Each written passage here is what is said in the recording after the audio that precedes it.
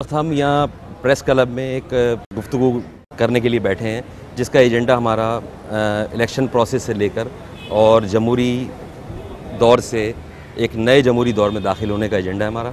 उसमें ये कि अवामी मसाइल डिस्कस किए जाएंगे और नई आने वाली हुकूमत जो है उनके लिए जो प्रॉब्लम होंगी और इंटरनल और एक्सटर्नल उससे किस तरह जो है आने वाली गवर्नमेंट जो है नबरदाज़मा होगी।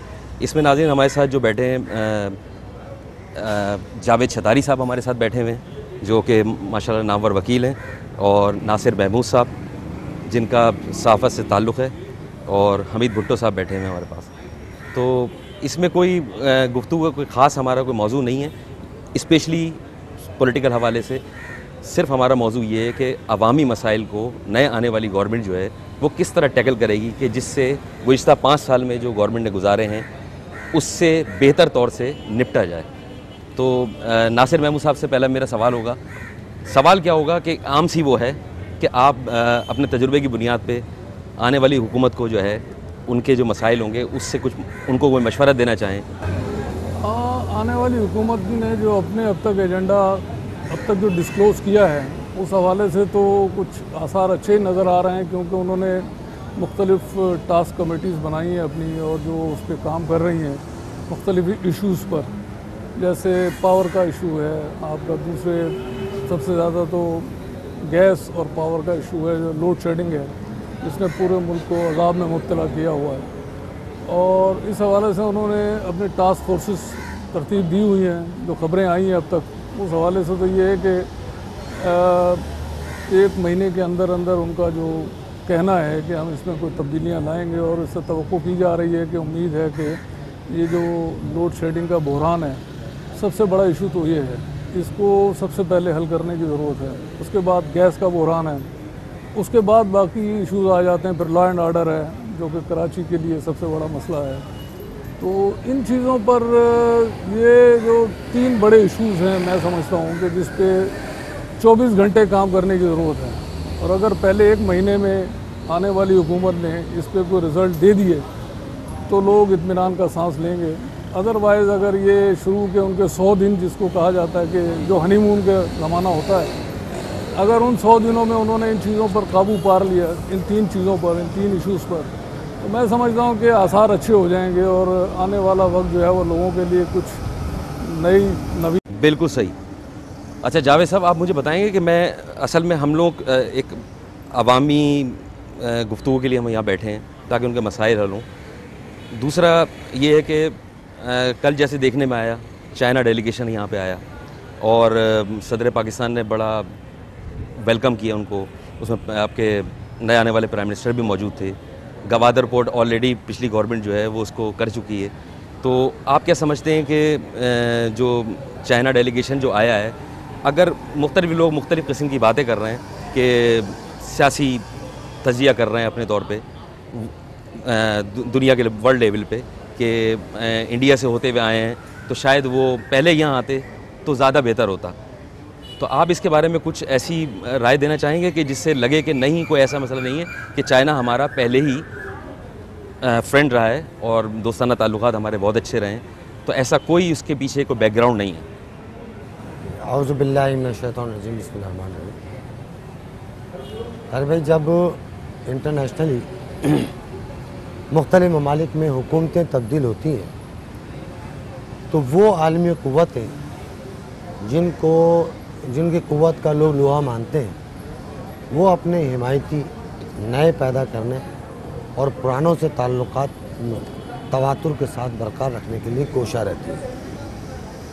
पाकिस्तान में नई हुकूमत बनने जा रही है, या यूँ समझे कि बन चुकी है। अब जो ममालिक हमारे दोस्त ममालिक होते हैं वो आके हमारा जो पुराना एजेंडा होता है उसकी तजदीद करते हैं। उस तजदीद के लिए मैं समझता हूँ चाइना के वज़ीर आज़म का आना उस तजदीद के लिए है। और इंडिया से होकर आना ये कोई बात नहीं है। ये चाइना पाकिस्तान का दरीना दोस्त है।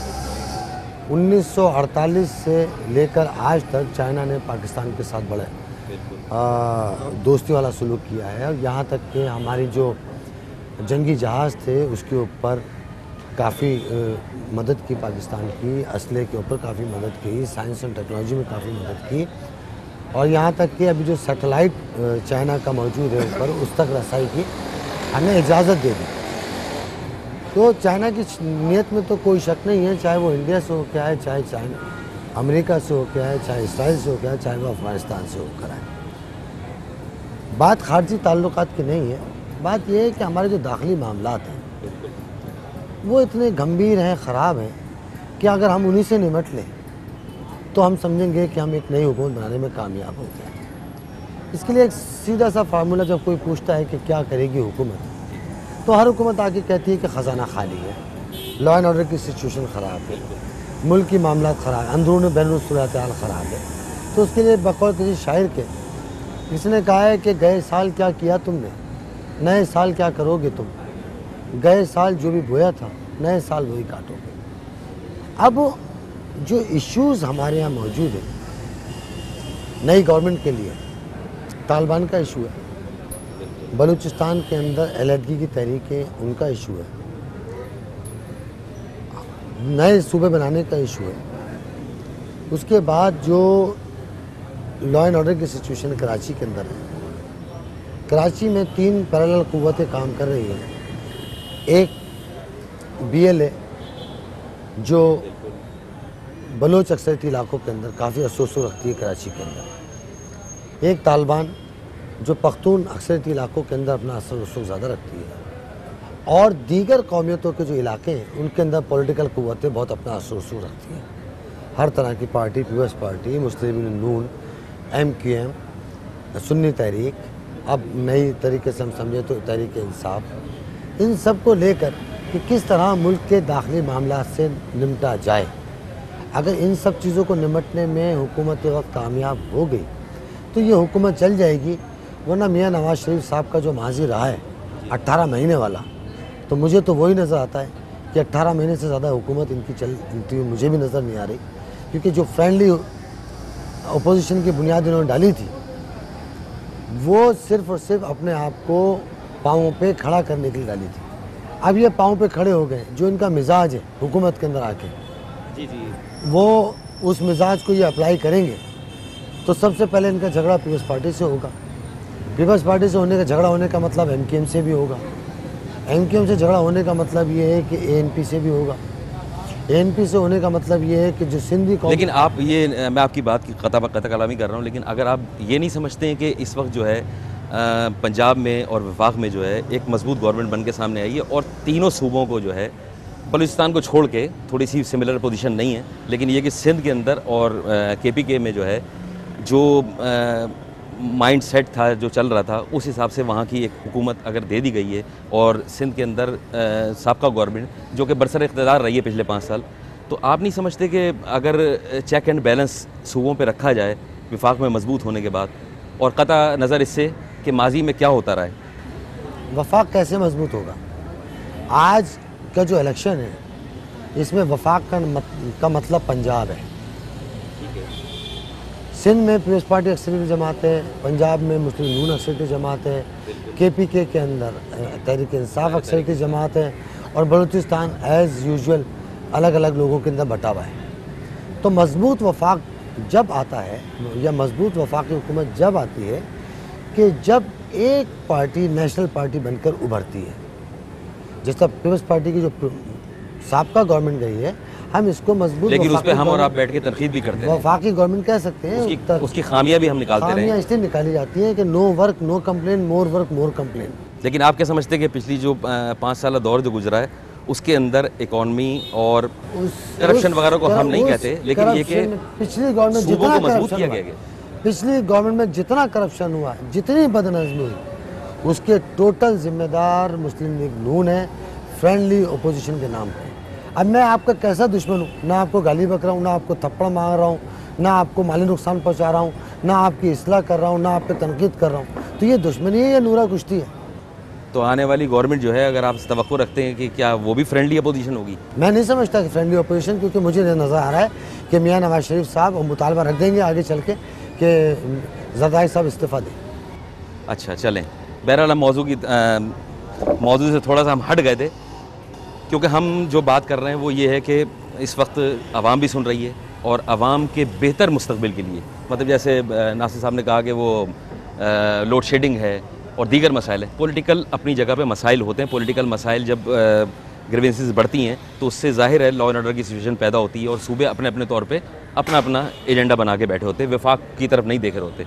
लेकिन अब आप ये समझते हैं कि एक वफाक में जो गवर्नमेंट आई है और कल जरदारी साहब ने बाकायदा जैसे बेशक आवाम को दिखाने के लिए अगर गले मिले हैं नवाज शरीफ साहब से, लेकिन आप समझते हैं कि इसको वेलकम किया जाना चाहिए। और चाइना डेलीगेशन से आज नवाज शरीफ साहब की मुलाकात हो रही है। आज पोर्ट से आपको भी शायद इतला होगी कि इस वक्त मेरे ख्याल में यूरिया का एक बाकायदा वो कंटेनर लग के और बाकायदा वो सप्लाई शुरू हो गई उनकी गवादर पोर्ट पे। तो ये पॉजिटिव इक़दाम है। रहा मसला ये कि दूसरे हवाले से लॉ एंड ऑर्डर के हवाले से, और मैं नहीं समझता कि सवाल मेरा थोड़ा लंबा हो गया, लेकिन मैं नहीं समझता कि क्योंकि उसके अंदर 18 अमेंडमेंट और 58(2)B वो सारे माजी का हिस्सा हो गए। मतलब इस वक्त कोई आपको किसी से डर नहीं होना चाहिए। चीफ़ साहब की तरफ से आप देख लें, दूसरे चीफ़ की तरफ से देख लें, तमाम पॉजिटिव इक़दाम आते हैं। उन्होंने वेलकम किया, उन्होंने कहा हम उम्मीद रखते हैं कि आवाम के लिए आप काम करें।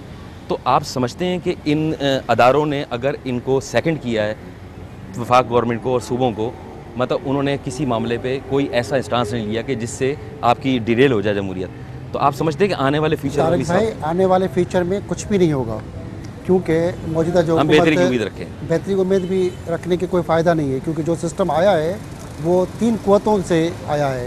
एक तो फ़ौज, दूसरी तालिबान जो रिटायर फ़ौजी हैं, कोई तालिबान कोई अलग मखलूक नहीं है। अगर खुल के हम बात करें तो वो तीसरी ब्यूरोक्रेसी, उन्होंने मिल के मिसाक जमहूरियत के नाम पे जो पहले समझौता हुआ था उसका डुप्लीकेट उलट करके एक नक्शा पाकिस्तान को दिया है। जैसे पीपल्स पार्टी को वफाक में हुकूमत दी गई और सिंध में हुकूमत दी गई, इस बार मुस्लिम नून को वफाक में और पंजाब में हुकूमत दी गई। बाकी नक्शा NP को पठानों की एक KP में हुकूमत थी, एक दूसरे पठान इमरान खान को आगे ला के एक NP की शक्ल में दूसरे पठानों को लाया गया है।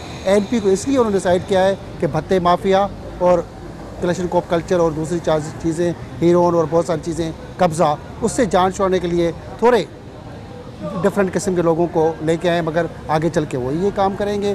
तो ये क़ुव्वतों ने पैदा किए हुए ठप्पा माफिया, जितनी भी पार्टियाँ हैं मैं तो कहूँगा वो ठप्पे से पैदावार है। आपकी बात सही है, लेकिन हमें मुझे सिर्फ एक बात बता दें कि अगर आप यहाँ बैठे हैं और आपको इस एरिया का इख्तियार दे दिया जाए जिस तरह तमाम सूबों को इख्तियार मिल गया है, तो मैं नहीं समझता कि हमें पॉजिटिव सोच की तरफ जाना चाहिए। मियाँ नवाज शरीफ का सबका जो चीफ मिनिस्टर का तजुर्बा भी देख लें, पंजाब की उसकी हुकूमत के उसके भाई की जो चीफ मिनिस्टर है वो भी देखें, तो उसमें एक अन्ना और खोल में जकड़ा हुआ एक इंसान है। वो प्राइम मिनिस्टर बनेगा, उसको सीटें भी अच्छी मिली हैं और मज़ीद औरतों की सीटें, मखसूस सीटें अक़लियतों की मिला के अक्सर भी आ जाएंगे। उसके बाद आपके हिज़्ब इख्तिलाफ में पाकिस्तान पीपल्स पार्टी की सीटें हैं वो ऑटोमेटिकली हिज़्ब इख्तिलाफ में आएगी।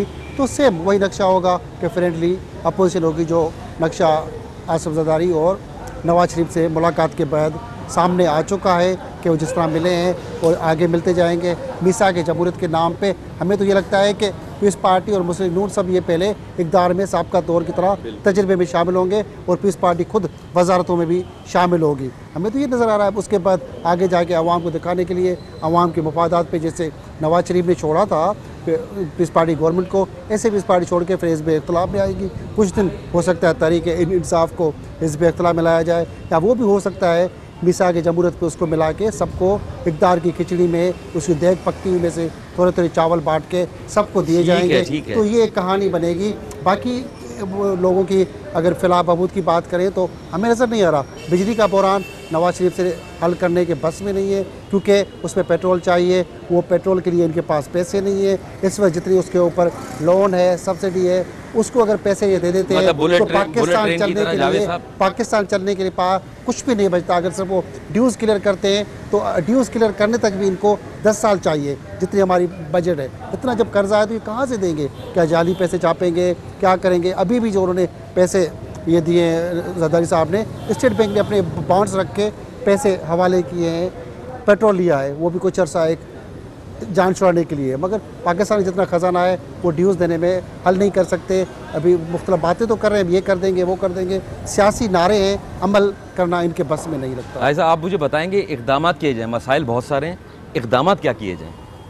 मसाइल की उजागर तो कर दिया आपने, हमने सब ने उजागर कर दिया और आवाम जानते भी हैं, इससे ज़्यादा नहीं जानते लेकिन कम जानते हैं, उनको नज़र में बेहतर, जैसे आपने बताया कि लोड शेडिंग का मसला है और दूसरे मसले हैं। इक़दामात क्या किए जाएँ, मतलब पॉजिटिविटी क्या होनी चाहिए कि जिससे मैं सोचूं कि नहीं मेरे साथ ये प्रॉब्लम होगी तो ये हल हो जाएगी। मैंने जैसा कि अर्ज़ किया ना कि अब आपके मुल्क की मईशत का सारा दारोमदार ज़ाहिर है कि बिजली पर है, और बिजली अगर आपको सही नहीं मिलती, अब कराची जैसे शहर में भी लोगों को पता ही नहीं है कि 14 घंटे की लोड शेडिंग है, बिल्कुल, जो कि हमारे अखबारात और मीडिया नहीं डिस्क्लोज कर रहे हैं, लेकिन जो हम भुगत रहे हैं हमें पता है। तो अब इसको जब तक इस मसले को, आपकी इंडस्ट्रियाँ बंद हैं जो चल रही हैं वो भी बराए नाम है, आपकी एक्सपोर्ट अफेक्टेड हो रही है, तो इस मसले को टॉप प्रायोरिटी जैसे मैंने पहले भी अर्ज़ किया कि देनी पड़ेगी, और वो देने के उनके आसार नज़र आ रहे हैं। ये तो मैंने जैसे कि अर्ज़ किया ना कि पहले 100 दिन जो है आप किसी को पहले से तो फतवे नहीं लगा के किसी को वो नहीं कर सकते कि फेल कर दिया। जब तक आप किसी को मौका नहीं देंगे काम करने का, और पहले से ही हम एक वो घड़ के एक फार्मूला रख लें कि नहीं जी इसने ये करना है, इसने चोरी करनी है, इसने डाका। असर भाई पहले भी तो देखिए उन लोगों को मौका मिला है, मगर बात तो वही होती है। पहले की मिसाल ये है कि अमल की बात है कि अमल से देखा जाता है कि किस पार्टी का कितना अमल है। अब अमल का ये है कि सारी पार्टियों को मौका मिला है, किसी को ये शिकवा नहीं होना चाहिए कि हमें मौका नहीं मिला। पीपल पार्टी को भी मौका मिला, तमाम जो भी उन्होंने जो कुछ किया वो भी हमारे सामने है। उधर पंजाब में मुस्लिम लीग नून को मौका मिला, उसने 1 साल के अंदर अंदर मेट्रो बस चला के दिखाई। ये एक बहुत बड़ा एक सबूत है इस चीज़ का, जिसको लोग जंगला बस के नाम से कहते रहे। हाँ, जिसको वो जाहिर है कि वो कंगला बस कहें या जंगला बस, हाँ, लोग वो तो लोगों ने एक अपना एक गुबार निकालना है, क्योंकि वो खुद कुछ नहीं कर सके।